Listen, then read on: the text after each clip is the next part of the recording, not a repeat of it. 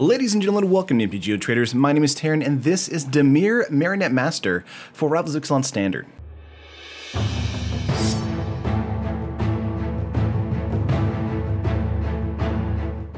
So it's been kind of a while since I've done a Marionette Master build.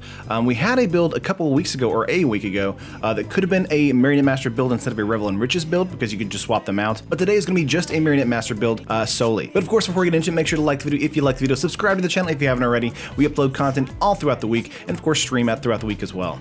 So let's get right into it, guys. We have 4 Gleaming Barrier here. It's a 4-up, 2-mana, 0/4 artifact creature wall with Defender, and when Gleaming Barrier dies, create a colorless treasure artifact token with, of course, tap, sack this artifact, add 1 mana of any color to your mana pool.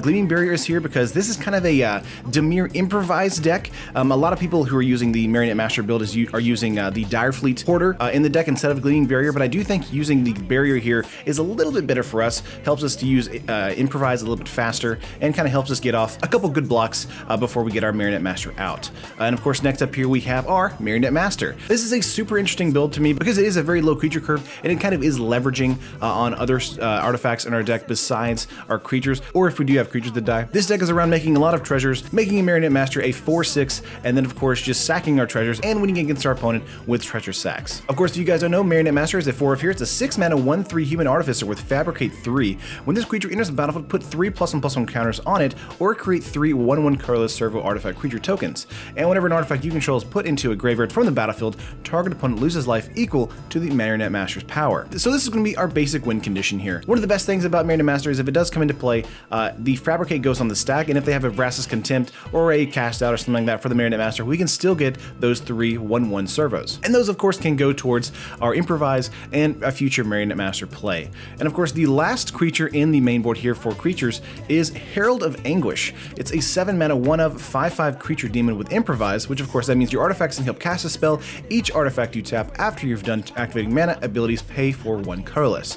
And as flying, at the beginning of your end step, each opponent discards a card, already fantastic, and you can pay to sacrifice an artifact. Target creature gets -2/-2 until end of turn. So we were just talking about those 1/1 servo tokens. If they're still in the battlefield, we may be sacrificing them to Herald of Anguish to get rid of some creatures on our opponent's side of the field, maybe some indestructible creatures as well. And it's a great way to trigger the Marionette Master if we have one on the battlefield as well. But that is all the creatures in the deck. There are only 9. This is basically a control shell with a lot of really good game enders in the creature slot here. So let's move on to spells here. We have 4 Fatal Push, a 1-mana instant destroy target creature if it has converted mana cost 2 or less, and of course Revolt, destroy that creature if it has converted mana cost 4 or less instead of a opponent you controlled left the battlefield this turn. Because we're using a lot of treasures, this is going to be triggering a lot for the 4 mana, giving us the ability to remove a lot of creatures on our opponent's side of the field of 4 mana or less, which is fantastic against those larger like green-red monsters type decks. Moving up here to another 1-drop, we have 2 Spell Pierce. This is going to be great for us if we're on turn 7 and we're trying to get a Marionette Master and our opponent has perhaps a counter spell or something like that. Spell Pierce is here to kind of protect our Marionette Master on turn 7 or a turn 6 play if we have some treasures. Either way, Spell Pierce is here really to help make sure that our actual threats hit the battlefield or are protected from any kind of removal once they hit the battlefield.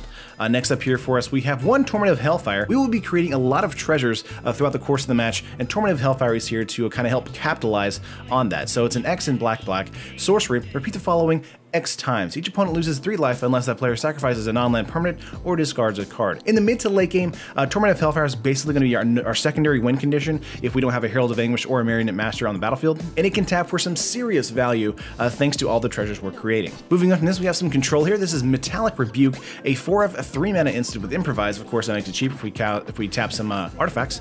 Counter target spell unless its controller plays 3. So for 1 mana and 2 artifact taps, we can actually counter a player's spell and have them at least pay 3 mana. If they can't, it just gets countered. So this is fantastic on a turn 2 or 3 play, especially in the early game, and in the mid to late game if our opponent is in an approach deck or something like that. Instead of having it go into their deck again, it goes into the graveyard instead. And we can hopefully, get rid of a secondary approach trigger the following turn. Moving up here, we have 3 Vraska's Contempt. There is a lot of annoying creatures in the metagame right now. There is Scarab God, there is Hazard the Fervent, Ronos, there's lots of indestructible creatures like Yahini, and of course the Rekindling Phoenix is annoying as well.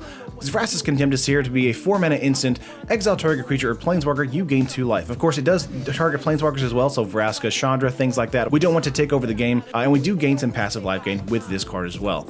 Moving on here, we have 4 Reverse Engineer. Of course, we have a lot of creatures and also artifacts on the battlefield for us, so Reverse Engineer is a 5-mana 4 of sorcery with Improvise, meaning it could just be a 2-mana sorcery, draw 3 cards. Fantastic for us. Again, because we have a lot of ways to create treasures in the deck, a Reverse Engineer might just be a 2-mana draw 3, which is great. I did consider putting in Secrets of the Golden City into the deck besides Reverse Engineer, since we do get City's Blessing relatively quickly, but I do think Reverse Engineer on turn 4 or even turn 3, depending on kind of what we're doing, is better for us on the curve. But I do think testing with both of those cards is a very good idea either way.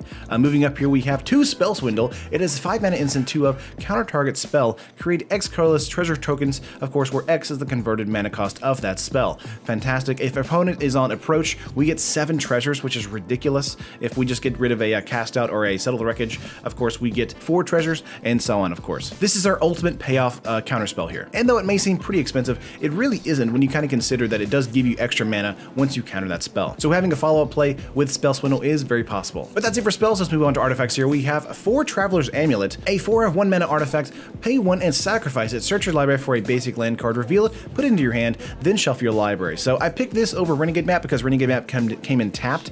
Traveler's Amulet does not, which does mean that we can actually use this for Improvise on the turn it is played, which is very good for us, especially if we're trying to get out of Traveler's Amulet in the mid to late game, maybe hold up an Improvise or a Rebuke as well. And lastly in the deck, we have 4 Treasure Map. Fantastic card for us. You know it's great. You know why it's in here. It's for Treasure production here. It is a 2-mana 4 of artifact. You can pay 1, scry 1, and tap it. Put a landmark counter on Treasure Map. Then if there are 3 or more landmark counters on it, remove those counters, transform Treasure Map, and create 3 colorless treasure artifact tokens. And of course, those tap for any kind of mana. This turns into a land, and we can sack a treasure and draw a card. The best part about this is actually the creation of the scrying ability and the treasure to production. And of course, if we have enough treasures on the battlefield and a Marionette Master, tapping and drawing a card is actually quite good as well. If this isn't your turn 2 play, it needs to be a turn 3 play. Treasure Map is incredibly important for this strategy to work. But that is it for all the cards in the main board here. Let's go over lands real quick. We have 1 Arch of Araska. Because we have City's Blessing going off quite quickly, this is going to be a good card for us. As a send, if you control 10 or more permanents, you get the City's Blessing for the rest of the game, and you can tap it to pay for colorless here, and pay 5, draw a card, activate this ability only if you have the City's Blessing. So this is a good mid to late game card draw for us if we're against another control strategy. Next up here, we have 1 Vintage Sphere. Because we have a lot of artifacts on the battlefield thanks to what we're kind of doing and our game plan is, and Vintage Sphere is going to help us kind of gain some passive life gain 1 life per turn, and of course tap for colorless mana. The pay 4, sacrifice it, search for an artifact card in the deck is not that useful to us, as we only have really cheap artifacts in our deck like the Barrier, the Amulet, and the Map, so we're really not going to use it for that. We're really just going to use it for the passive life gain on the field. Next up here, we have 4 Drowned Catacombs because this is a Dimir list here, and 2 Fetid Pools. Of course, this is a tap land coming in for us, or it can be a cycling land, and we might just use it for cycling instead. And of course, we have 8 Island and 7 Swamp, and then it's the full 60 on game 1. So game 1 game plan, turn 1, hold up a Fatal Push or a Spell Pierce if we need to. Turn 2, get out a Gleaming Barrier or a Treasure Map, and turn 3, just kind of build from there, hold up a Metallic Rebuke.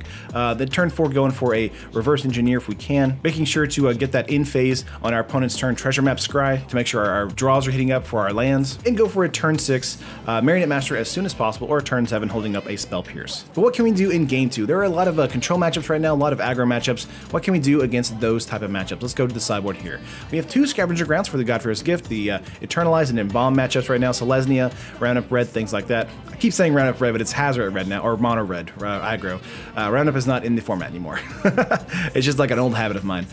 Scavenger Grounds are very good at being able to exile graveyards. Really not that big of a deal for us to lose our graveyard, so it's a fine card to bring in against that kind of matchup. Next up here, we have 2 Essence Scatter. Lots of aggro decks in the format right now, lots of tribal decks. Essence Scatter is going to hopefully counter a big bomb like a Glorybringer, maybe even a Hazoret, or even cards like a Legion Lieutenant, things that like bump our opponent's side of the field. That's going to be what we bring Essence Scatter in for. Next up here, we have 2 Negate, countering target non-creature spell, just a 2 up here. This is going to go up against a heavy removal strategy, a heavy hand removal strategy, or just a counters control deck, just straight up. Negate's going to come in here to help deal with that, hopefully kind of making sure we can actually get out our strategy without much muss or fuss against heavy removal decks. Next up here, we have 2 Bantu's Last Reckoning. We have this here for the Monument strategies, the Vampire strategies, the Hidden Stockpile strategies, anything that goes wide. Bantu's Last Reckoning is coming in here. We don't have that many creatures, so even playing on a Gleaming Barrier and then Bantu's Last Reckoning actually creates us some mana thanks to the treasure, so actually using this is actually not going to be that too bad on our side of the field. So we're going to be bringing this in against a heavy creature strategy strategy. Next up here, we have 2 Hostage Taker against aggro and against maybe some control strategies with the Scarab God. We may bring in a Hostage Taker to kind of grab those cards and recast them on our side of the field. I do think Hostage Taker is probably the best against an aggro matchup after some testing with this deck itself. And of course, next up here, we have 2 Yahini's Expertise, some more removal for us. All creatures get -3/-3 until end of turn, and you can cast a card with converted mana cost 3 or less from your hand without paying its mana cost. So that might be a Fatal Push for a trigger, or it might just be a Traveler's Amulet, Treasure Map, or maybe just a Gleaming Barrier, just something like that. Yahini's Expertise, not that useful for us as far as a secondary ability, but the -3/-3 is useful for us. Next up here, we have 2 Bastion Inventor. It's a 6 mana with Improvise, a 4/4, it's a 2-of with a Hexproof. So very simple, very straightforward, but a 4/4 with Hexproof is quite real in the matchup right now, and very good at being able to kind of evade a lot of removal in the format. And the last card in the sideboard here is one more Herald of Anguish. Herald is very, very good for us. This is going to come in if we're up against another deck that kind of goes into the long game, maybe another approach deck. Herald of Anguish is great at being able to shut down another control strategy if we can get a Herald out on the battlefield. It's also very, very good against an aggro matchup, where if we can actually make it to the mid to late game, Herald of Anguish just demolishes the board state, as well as gets rid of cards from their hand. I really like Herald of Anguish, and I do think that boarding into it a second time from the sideboard is quite good. But that is the full 75, folks, so an MTG Traders is coming to about 64 tickets, which isn't too bad at all, and on paper it's coming to about 147 bucks, which isn't too bad either. There are a lot of ways you can take a Marionette Master build. You can actually bring in Scarab Gods here if we want to, and kind of get rid of Herald of Anguish, and kind of go towards a more control-heavy strategy instead of an improvised strategy. I did like the way I went with this particular build here, as I do like improvise quite a lot, and I do think that the Spell Swindles is just a blowout against an approach strategy or another large creature bomb strategy. But that is the full 75, folks, and that is the deck. Let me know what you think. Do you like it? Do you hate it? Do you have any suggestions for it? We'd love to hear what you have to say in the comments below. We'd love to hear your future suggestions for decks that I should cover in the future. I said future twice. But I love you guys, and like the video, of course. I'll see you guys on stream or in the next video. Peace.